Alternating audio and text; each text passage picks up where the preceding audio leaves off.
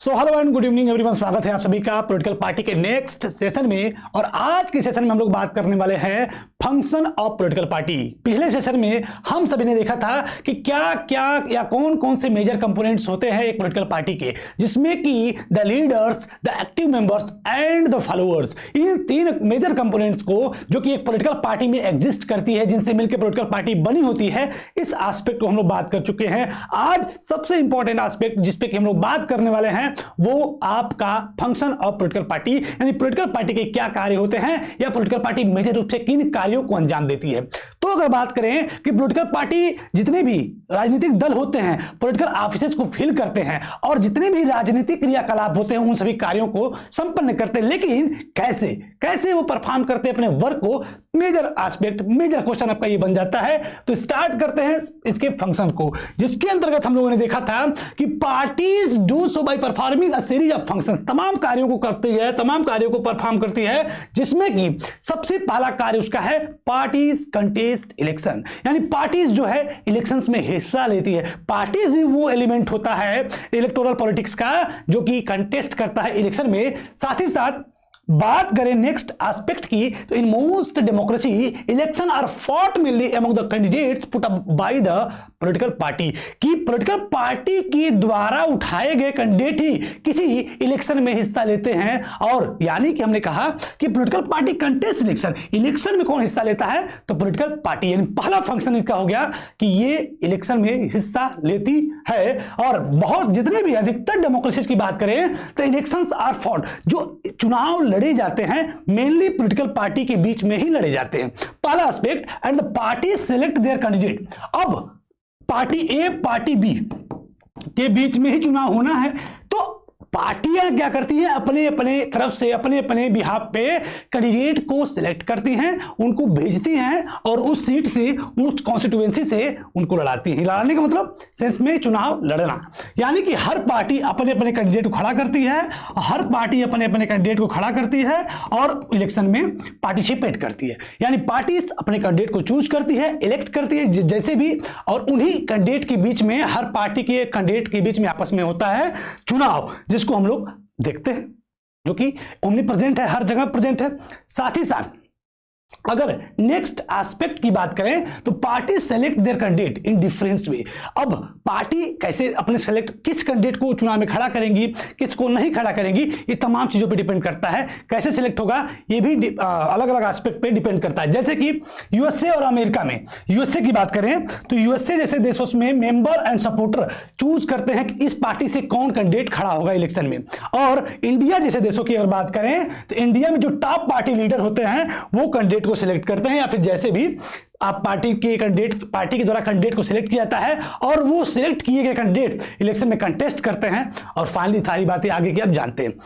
Second point, parties put forward different policies and program, parties put forward different policies and program and the voters choose from them। Party अपने manifesto के साथ, अपने घोषणा पत्र के साथ पार्टी खड़ी होती है और उसके पश्चात उन सभी पॉलिसीज के माध्यम से पार्टी वोटर्स को अट्रैक्ट करती है। वोटर्स उन सभी पार्टियों में से जो भी मैनिफेस्टो उनको लगता है ये उनके लिए मच बेटर है तो उसको इलेक्ट करती हैं और वो सरकार में आती है, वो जीतते हैं। तो वही कह रहा है कि party put forward different policies and program, party put forward different policies and program and voters choose from them, क्योंकि each of us may have different opinion and view on what policies are suitable for our society।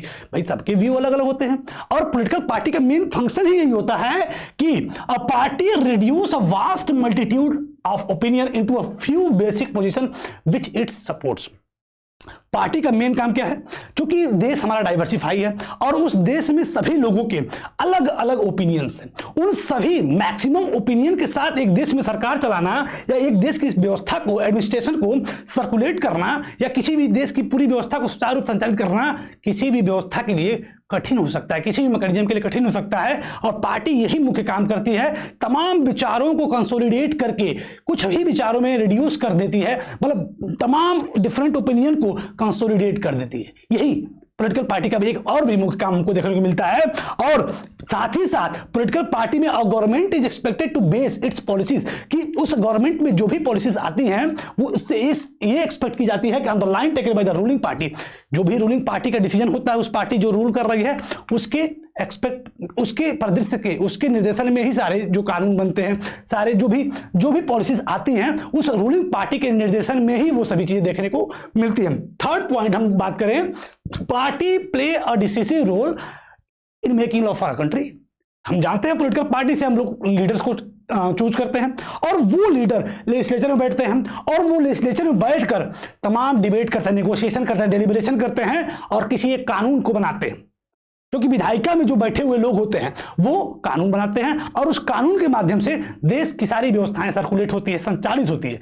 सो वही कह रहा है कि parties play a decisive role in making law for a country, क्योंकि law जो होते हैं, जो कानून, पहले बिल बनता है और वो बिल जाता है विधायिका में, लेजिस्लेचर में, और वहां पे उस बिल पर बहस होती है और बहस के पश्चात वो बिल फाइनली लॉ बन के निकलता है। और क्योंकि अगर सबके ओपिनियन लिखा है ना, but since most of the members belong to a party they go by the direction of the party leadership and irrespective of their personal opinion. Parties में कोई डिसीजन होता है तो आप जान गए, लेकिन अगर एक पार्टी के अंदर तमाम मेंबर्स, तमाम जो चीजें हैं, तमाम ओपिनियंस हैं, लेकिन फिर भी जो पार्टी लीडरशिप में जो डिसीजन लिए जाते हैं, अपने सभी जितने भी मेंबर्स होते हैं अपने पर्सनल ओपिनियन को इररिस्पेक्टिव करते हुए पार्टीज के द्वारा लिए गए डिसीजन को ही फॉलो करते हैं, इंप्लीमेंट करने में सपोर्ट करते हैं। तो ये चीजें आप जानते हैं, क्योंकि कई विचारधाराओं को समेकित करके एक विचारधारा या एक कम से कम विचारधारा में उस चीज को व्यक्त करने का काम मुख्य रूप से पॉलिटिकल पार्टी का देखने को मिलता है। एंड पार्टीज, नेक्स्ट जो पॉइंट है कि parties forms and run government. Parties क्या करती है? गवर्नमेंट बनाती है, गवर्नमेंट चलाती है, दैट्स क्लियर। क्योंकि कानून बनाती है तो भाई सरकार बनाती है, सरकार बनाती है, सरकार चलाती है। तो ये भी एक प्रमुख फंक्शन होता है पॉलिटिकल पार्टी का, क्योंकि पार्टीज जो है लीडर्स को रिक्रूट करती है, ट्रेन करती है and make them minister to run the government in way they want. जैसे वो चाहते हैं उस तरीके से सरकार को चलाते हैं, देश को चलाते हैं। इट्स मीन पॉजिटिव वे में कि पार्टीज ही वो चीज होती है जो लीडर्स का रिक्रूटमेंट रिक्रूट करती है और उनको ट्रेन करती है, पार्टीज के सिद्धांतों के माध्यम से, पार्टी के सिद्धांतों के अनुसार उनको ट्रेन करती है और उन्हीं में से सबको किसी न किसी को मिनिस्टर बनाती है, किसी मतलब अलग अलग जो पद सृजित करती है और फाइनली उनके माध्यम से पूरी व्यवस्था को, गवर्नमेंट की व्यवस्था को जैसे वो चाहती है, पार्टीज का जो पार्टीज लाइन है, पार्टीज के जो प्रिंसिपल है, उसके माध्यम से पूरी व्यवस्था को सर्कुलेट करती है। And those parties that lose in the election. Next aspect की बात करें, जो पार्टी इलेक्शन में हार गई, जीतने वाली की तो व्यवस्था बता रहा है कि रूल करेगा, मिनिस्टर बनाएगा, तमाम चीजों को रन कराएगा गवर्नमेंट को, लेकिन जो पार्टी हार जाती है उसका क्या? जो पार्टी हारती है वो रोल करती है किसका? Role of opposition to the parties in the power. जो पार्टीज पावर में जीत के आ गई उसको रूलिंग पार्टी, जो हार गई अपोजिशन पार्टी, किसके लिए? जीती हुई पार्टी को। यानी those party that lose in the election play the role of opposition to the parties in the power. जो पार्टी पावर में होती है, ओके, रूलिंग पार्टी, जो पार्टी हार गई वो हारी हुई पार्टी जीती हुई पार्टी के लिए अपोजिशन का रोल अदा करती है, विरोधी पार्टी का रोल अदा करती है।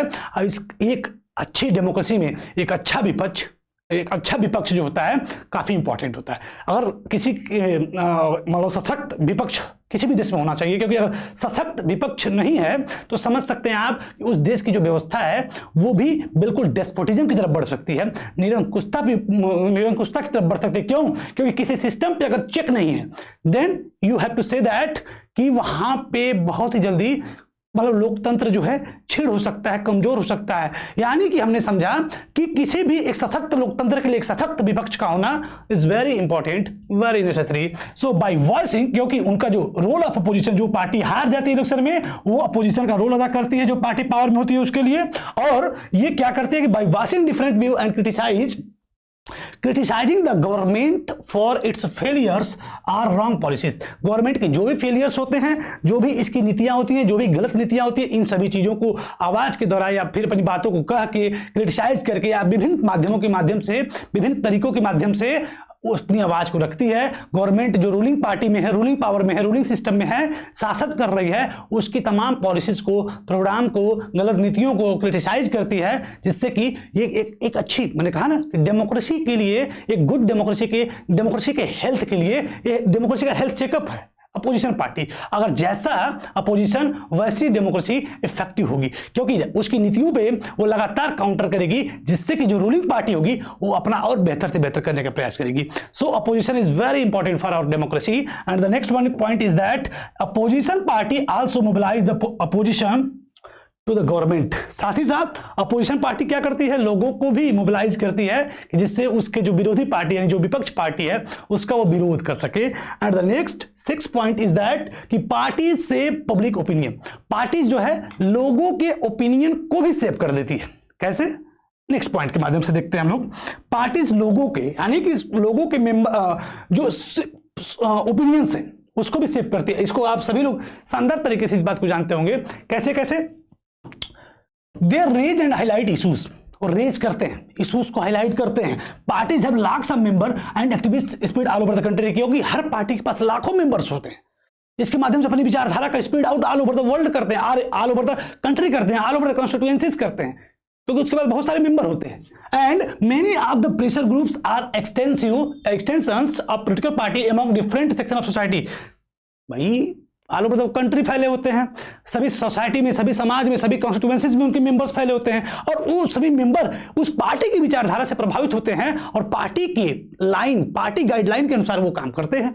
अब जो party sometimes also launch movement for the resolution of problem faced by people. कभी कभी लोग जो है किसी समस्याओं का सामना करते हैं, उस समस्याओं को लेकर पार्टी सड़क पर उतर जाती है, आंदोलन करती है, मूवमेंट करती है, जिससे लोगों को क्या लगता है, ये party is better for me, ये पार्टी क्या है, हमारे लिए अच्छी है, क्योंकि हमारी बातों को वॉइसिंग कर रही है, वॉइस ओवर कर रही है, मतलब वर्ल्ड सरकार के कान में खटखटा रही है कि ये पॉलिसी अभी गलत है और इसमें ये पार्टी हमारा सहयोग कर रही है। यानी उन सभी लोगों के लिए उसने ओपिनियन को बदल दिया। अब सभी लोग उस पार्टी के डायरेक्शन में काम कर रहे हैं। So often opinions in the society crystallise on the lines parties take. यानी कि हमने ये देखा अपनी पॉलिसीज के द्वारा, अपनी मैनिफेस्टो के द्वारा, अपनी तमाम एक्टिविटीज के द्वारा पार्टीज जो है लोगों के ओपिनियन को भी सेव करती है, और अंततः पार्टीज जो किसी भी लाइंस को टेक करती है उसके माध्यम से वो काम करती है। लेकिन कहने का मतलब ये है कि ओवरऑल पार्टीज जो है लोगों के ओपिनियन को भी सेव करने काम करती है। And the last point of this function of political party is that कि parties provide people access to government machinery and welfare schemes implemented by the government. Political party वो चीज होती है, एक ब्रिज होता है। पॉलिटिकल पार्टी क्या होता है? ब्रिज होता है, पुल का काम करती है। एक आम जनता और गवर्नमेंट मशीनरी के बीच में पॉलिटिकल पार्टी जो होती है एक ब्रिज का काम करती है। क्यों?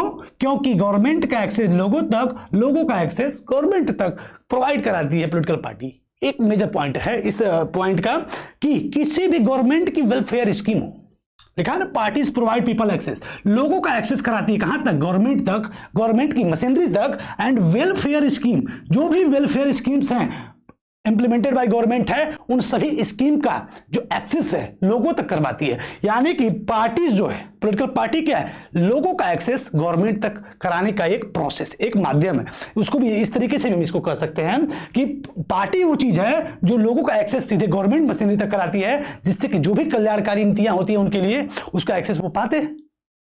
यानी कि for an ordinary citizen it is easy to approach a local party leader then a government officer.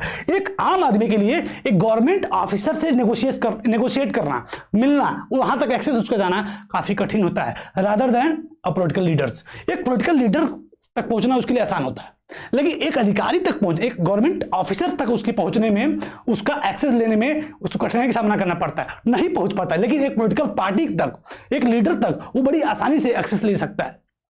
तो यानी कि हमने देखा कि पॉलिटिकल पार्टी तक एक्सेस शानदार तरीके से लोगों का, एक आम जनता का भी एक्सेस तुरंत वहां तक हो जाता है। लेकिन वही गवर्नमेंट ऑफिसर की बात करेंगे तो वहां तक एक्सेस लेने में काफी कठिनाइयों का सामना करना पड़ता है। तत्काल किसी गवर्नमेंट ऑफिसर से एक्सेस हम नहीं ले सकते, लेकिन अगर हमें किसी पॉलिटिकल पार्टी से मिलना है, पार्टी लीडर से मिलना है, तो मिलने की संभावना उससे काफी ज्यादा होती है। And the next point is that's why they feel close to party.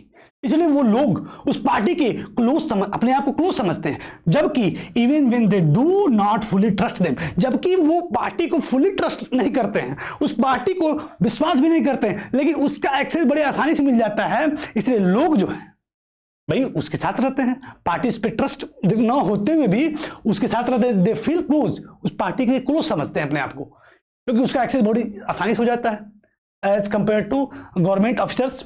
And the parties have to be responsive to people's needs and demand, और पार्टीज भी भाई होती ही हैं, उनके नीड्स पे, उनके डिमांड्स पे रिस्पॉन्सिव होती हैं, रिस्पॉन्स करती हैं।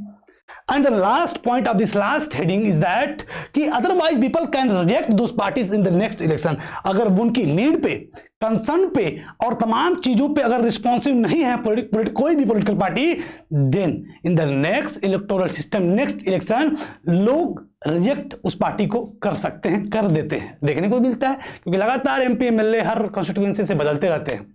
तो ये 7 फंक्शन थे जो इस चैप्टर से हमने पढ़ा, और इन 7 फंक्शन के बारे में हमने देख लिया कि इस पूरे फंक्शन के माध्यम से कैसे पॉलिटिकल पार्टी काम करती है।